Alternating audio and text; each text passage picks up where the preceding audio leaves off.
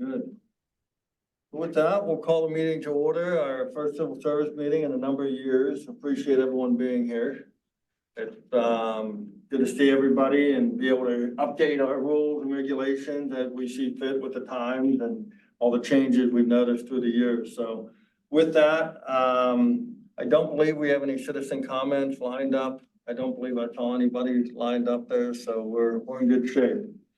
With that, I'm sorry to interrupt you. Before you move on, do you want to do a roll call for the board members in attendance, just so you have it? Very good. So, Pat Cusick. Here. Here. Amanda D'Amico. Here. Mitchell Bober. Here. Right. The staff liaison, obviously, Mr. McGill, and Assistant Chief Daniel for the fire department is here as well. And we have Phil Weiss online, and all are here in attendance. So thank you for that. So at this point, I'll turn it over to the solicitor. And Phil, you can walk through the solicitor's report that you put together on the civil service rules. Yeah, again, I did a memo that outlines, I'll say, the process of, why we have these rules, what is their basic purpose, how are they used. Again, the rules are mainly to set forth the basic requirements for hiring in the civil service process. There's provisions that are a little different on promotions because the state law is a little different for those. That gives you a little bit more ability to just promote from within rather than to open up to, I'll say, the general public to be tested. And then finally, the rules do have provisions on discipline of existing officers and also for how those who are applying for jobs and being tested for the jobs, if they have complaints, how those complaints are handled. These rules are, to a large extent, dictated by state law, in that we don't have the ability to alter them. Because again, they're basically given to the municipality by the state. So that's sort of what the rules are and why they're there. In state law charges the Civil Service Board with writing the rules. The rules have to be approved by the Mount Lebanon Commission, and then they're final and they'll be used in the hiring process. You've got a red line version of the rules to show you what the proposed changes are. The one that created, I think, the most number of changes was, as we have done with other documents, we made this one gender neutral. The rules also were updated for state law in several areas. The one is that in 2020, a statewide database was created where a law enforcement officer, when they separate from employment, they have to put information in this, I'll say, clearinghouse for why that happened. And before we hire somebody, that is something that we would check. And if there's an unsatisfactory reason for discharge, that would disqualify the applicant. That was, I'll say, the biggest change in state law that affects these rules and how we operate. The fire department asked to have the length of the eligible list once the testing is complete, extended from 12 to 18 months, which is the time the fire department has found to be most effective for them. We have made changes in the promotion process, which in fact weren't exactly changes as much as they were recording how it was that both the fire and police departments went about promoting and made it a little bit more clear and a little bit more spelled out. So again, that there are no real surprises or complaints that the process was hidden. Can we clarify again in accordance with state law how an applicant might be disqualified at any time throughout the hiring process. Again, this is in accordance with state law. It's something we wanted to clarify anyway. Again, basically, the idea is that the manager would come to the Civil Service Board with the reason why the applicant should be disqualified. The board would then normally, again, look at the reason, and usually they'll disqualify the applicant because, again, I will tell you it's not something that the manager would do lightly. But at that point, and I think this became an issue once or twice in the past. At that point, the applicant, if the applicant disagrees with the reasoning, has the right to request a hearing in front of the board. That hearing would allow the applicant to present any evidence the applicant might have that the charge was unfounded, and it would also have the municipality would have the opportunity or the requirement, that is, to come forth with all the evidence that the municipality had to request the disqualification. Again, I sort of went into some level of detail on that simply because that issue has come up in the past as to how it's handled and really what is the most appropriate time for the board to act and when I say act, I mean allow the opportunity for the applicant to request the hearing, and at that point is when the board would be able to ask questions, weigh evidence, and make a decision. Again, the reason we're here would be for the board to ask any questions about the changes, anything I haven't explained, or either the fire or police departments can explain how they promote or what changes they specifically want. But otherwise, our request is that you would you can make a motion and approve the changes. Then they will go to the commission, who will most likely likewise do the same. Only thing I'll add from our perspective is if you look through the promotion process, you'll see some changes to the promotability percentages. You want to give a page reference for them? Thank you. We'll go with that would be as we go through for promotion on 4.1, 32. page 32 and 33. Where we talk about promotions, it sort of starts the promotional process. I think it's So- it starts around 31. 31. Okay.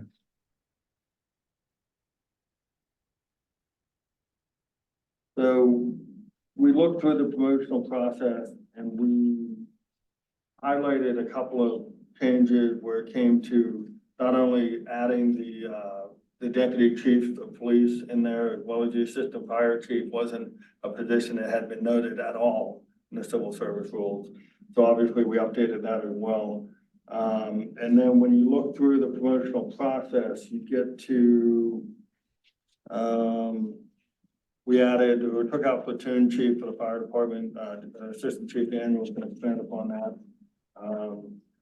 But you'll see in the page 35 under the practical examination process, we start to go into percentages on promotion. So police corporal, the practical exam is 50%. And then you go into the oral exam on the next page. And then you go into you can see how we changed the promotability. I'm sorry, you'll see police lieutenant 40% under practical. And then you see on page 37, oral exam, police corporal 30%, police lieutenant 40% on oral. And then the appraised potential, which is page 39, you'll see the changes on 4.25. That's going to be what we call a promotability or promotion appraisal process. And if you do the math, you now have been short 10%. And that's what we changed our promotability to, from 20% to 10%. And the reason for that is it's less subjective. Now the promotion process really relies on the candidate's abilities and their scores with the interview and the practical exercise, and not as much with the promotability, but it still does give their fellow lieutenants and the deputy chief the ability to assess their leadership ability and their sort of past history. So they can weigh in at a 10% level, but a 20% level historically we found can skew the process and really overshadow the candidate's abilities as they show them throughout the process. So I don't know if you wanted to add anything. Yeah, I'll just add, the switch from platoon chief to deputy chief is really just a nomenclature thing. The position hasn't changed at all. We use deputy chief, our deputy chiefs would be equivalent to a police lieutenant, where assistant chief is equivalent to their deputy chief. So there's a little confusion between the two departments terminology wise, but make that line up with how we use our own titling and not only in the fire department, but the county recognizes that from a dispatch standpoint, things. It also kind of aligns with our contract language. Correct. So on page 30, where we start the process, the rejection of applicant. Wasn't there a 30, section 3.33? So it's hard to believe that there wasn't language like this in there previously that said you could reject a candidate if it was found that they, you know, habitual use of liquors and drugs and guilty of crimes and moral turpitude, like, why is this new language? Wasn't it always the case that you could reject an applicant if you found that they were engaging in this conduct and had this kind of a history? Like, Well, you'll see it reflects further on in the paragraph under Act 57, which really Act 57, like the solicitor mentioned earlier, it really was a new law that started in, was enacted July of 2022. And in July of 2020, July 2020, Act 59 of 22. And so what happened with Act 57 is we have separation requirements. So this reflects the same verbiage in Act 57. oh, So what it does, it brings us up to speed with Act 57, so we don't have any conflicts. But if we eliminate somebody, essentially because of Act 57, it's already written as well and codified in our civil service rules. so there wasn't any, it was just what, like implied before? and now Well, it was it's just essentially, Yeah, the no, I grounds was were gonna very vague. So go ahead, Phil. Yeah, there are provisions in 3.1 about, I'm gonna say, your qualifications for appointment, and I think for example, the criminal activity and the other items you discussed are in that section. I think this new section 3.32 is a little broader, I mean, a little bit more all-encompassing, but it also sets forth the process with a lot more clarity as to how it would work if one of these items comes up. Okay, yeah, that makes sense. Yeah. Now that I see 3.1. Yeah, I understand it. Yeah, okay. and like I said, on the off chance this would ever come up, and the applicant was told we were going to ask to have them disqualified, we would likely, first of all, we would have to tell the applicant in writing that we were doing this. We would tell them why. We might cite 3.1 specific provisions as well as this one.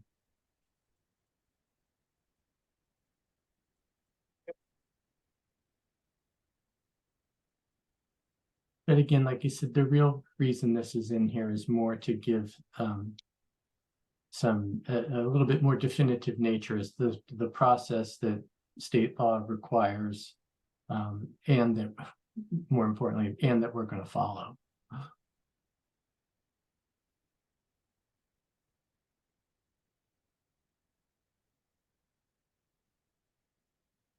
I think that was from our perspective, the biggest changes with the promotability, being a little more specific.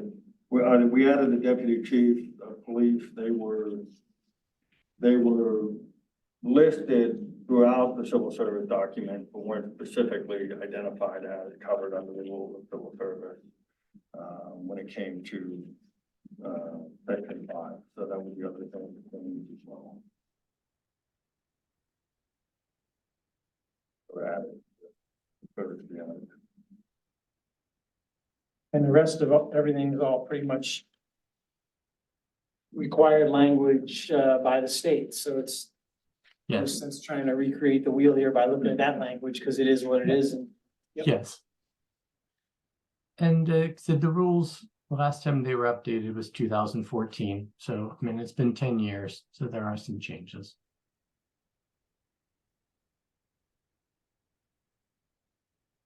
And we've been sort of working on this.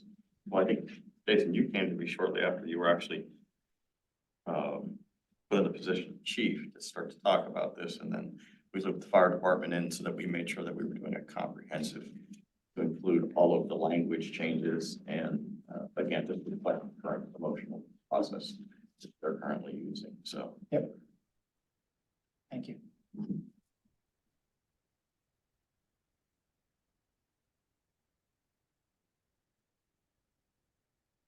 Of course, there never are any hearings for us to try to deliberate and make decisions. It never really seems to ever, I guess that's a good thing, you know? Right? Yes. So we do have a process ongoing. We'll have interviews on Monday and Tuesday, so you'll be getting a list to certify our new police candidates.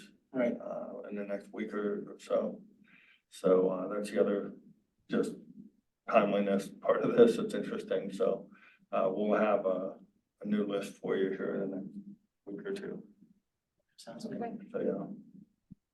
Well, like I had asked you before the meeting started, I'm just would be curious if we could get the backgrounds. I know we're signing off, it's not gonna influence who you wanna hire or anything, but I personally would just like to see who we're signing off on and where they're coming from, what they're doing, what their history is, and what their test scores were, but I don't know if we're capable to do that. I don't know, but we have the guy that we pay for a legal opinion on. Yeah, I was gonna say, you certainly, when you sign off on the list, you're gonna certify that these are in fact the top 3. So asking for and seeing the test scores is well within your purview. When you talk about background checks, sometimes they're not completely conducted at that point. I didn't mean background checks, I meant like their resumes, so to Yeah. speak, where they're what their history is, what they did, not the background checks. Just if they're an experienced officer, where they're coming from, if they're, recently out of the academy, what their score. I'm not trying to make things difficult. I just think when we're signing off on it, it'd be nice to know what their backgrounds are. I guess this is the way I would look at it. Really what you're signing off is that, I'll say the testing process was done and these are the top applicants. If you start looking at items beyond that, you're setting yourself up for a claim of unfairness, that you're somehow looking at something you shouldn't. Again, if you say these people scored the highest, but then you start looking at their background. If there's something in their background that indicates they have a certain race, gender, age, and then they don't get appointed, they can come back on you saying that was irrelevant to your decision. But you had to look at it because you wanted to somehow get started making sure I didn't get hired. So again, I would say, I understand what you're saying, but I would be very slow to look at anything that you don't need to certify the top 3. And again, as mentioned, all their scores are very relevant. Yeah, I mean, I guess just to Pat's point, to the extent that basically our role has been nothing but sort of ministerial, just sign the piece of paper. On the one hand, I have 0 problem with it because I know we got great folks here that are doing the testing and we all, I think, would stipulate to that, right? That's not really an issue. I guess, I think it's been raised at least a couple times, over the last few years when I had conversations with people that, be nice to be more than just someone that signs a piece of paper, to actually like have an I don't know if active role is the right word, but have like, a role, in helping the process, be a better process. But, so I mean, if that's kind of what Pat was getting at, I would sort of echo the sentiment behind it. I'm not sure if it's, I'm not saying, I mean, my point is, we're not gonna change the list, we're not gonna change anything. We trust Chief Haberman and his staff to make the right choices on the candidates. I just think knowing their education, you know, just for my conscious signing off. It's not gonna change who the top three or who the top two are. I just think it would be nice to see their qualifications.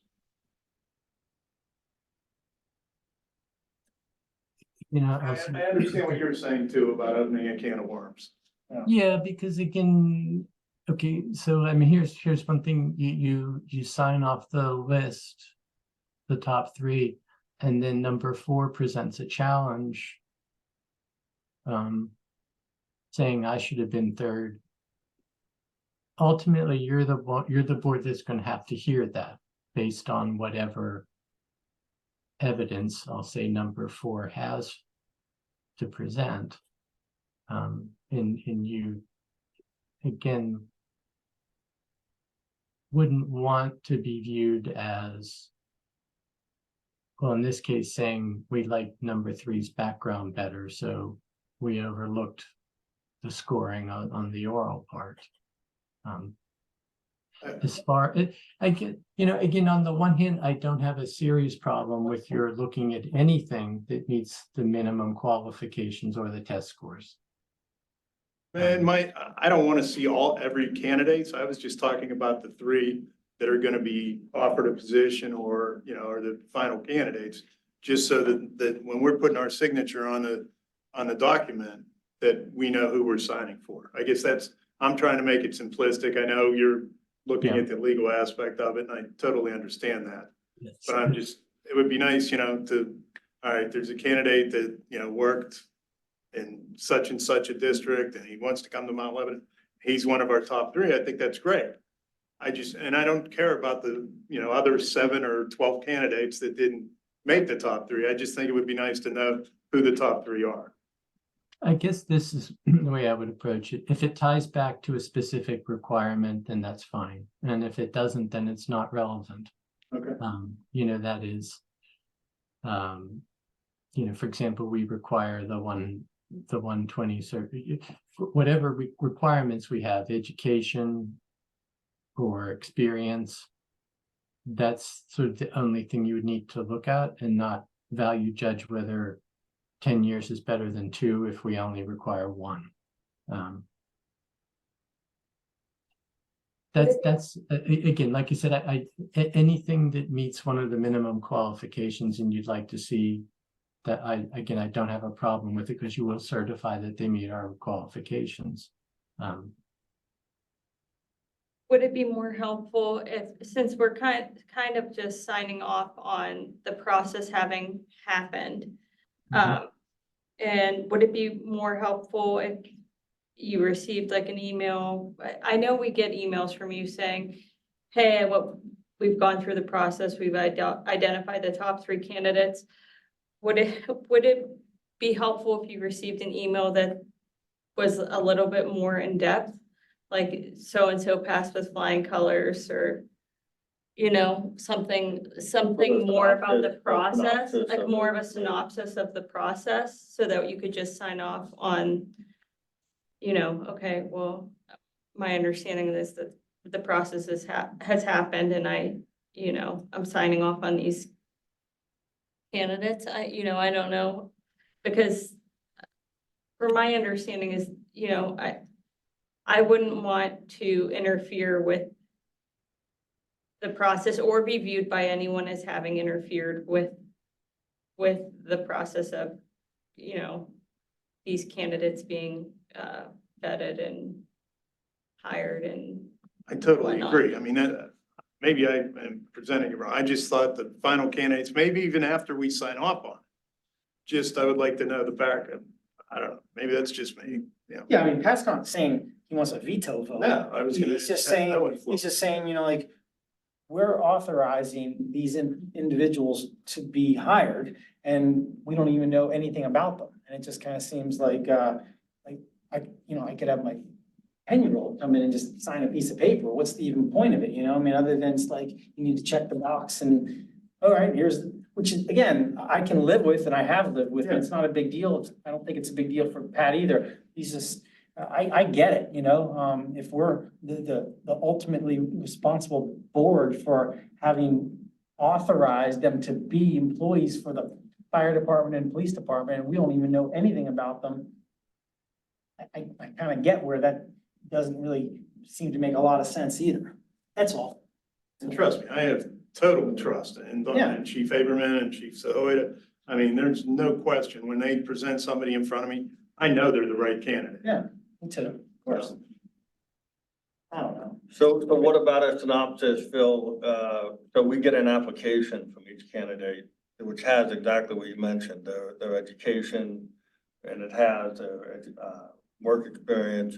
What about a summary of those items from their application? Yeah, no, I think, like I said, I think that these are fair thing, anything.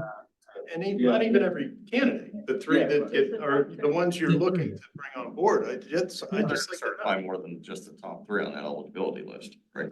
Yeah, you'll certify the whole We're gonna list. So it would certify be the whole everybody list. on it. Yeah. What I think what Pat's saying is for the top three. Well, I'm saying when you get down to the final ones that you're gonna bring on board. Yeah, so we do a rule of three, so we evaluate three for every one.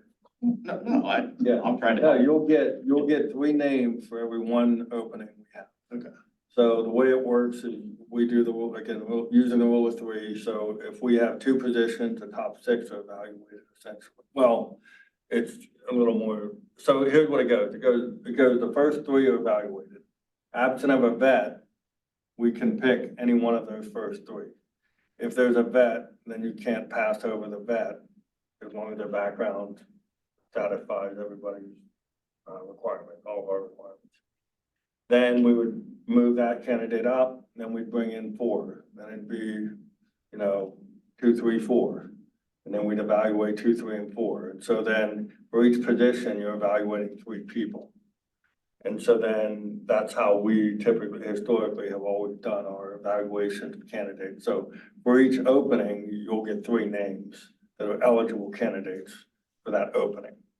And then that opening will then have 3 background completed. And then we would then evaluate that at that point. That's how the process works. And then we could give you the summary on those 3 names of again, their application is very straightforward. It's a normal employment application. And then should we have something down the road, like Phil mentioned earlier, or it's an appeal, I don't think those items would be of issue because they're requirements for the job. So in other words, if they appealed being denied a job, you're gonna hear that appeal. But nothing in that document would be the reason per se. It would be a character flaw, or it would be something else, short of them not having a diploma that they said they had, which happened, but another day. Not my one college. Yeah, so again, maybe 2 separate issues because you're typically not going to have somebody that you're going to move forward on that eligibility list, right, if they don't meet the criteria. Correct. So they'd be out of the process before you'd be providing Right. the 3 names for one position. That you could then potentially, Phil, correct me if I'm wrong, provide that sort of high-level background information on. I think that's good. Like you said, I really, I understand what the board's saying, what each one of you is saying, and I don't have any problem with what Keith just said. That sounds good. I mean, as a matter of fact, in one way, it's very good. It shows you're involved and you know what you're doing rather than just, like you said, a rubber stamp. I mean, I understand what the process is and I understand what you're saying, but something like that would give you more comfort and give more of an appearance of being interested and involved, which is before you sign, which is good. Perfect. That sounds good. So on board with that, we'll make that happen. What, you said, Phil, now a motion need to be made to accept the changes? Yes, I'll move to accept the changes. Need a Need a second? second. Second? You need a vote. I'm in favor. All those in favor? Aye. Any opposed? Motion passes 3-0. Passes, so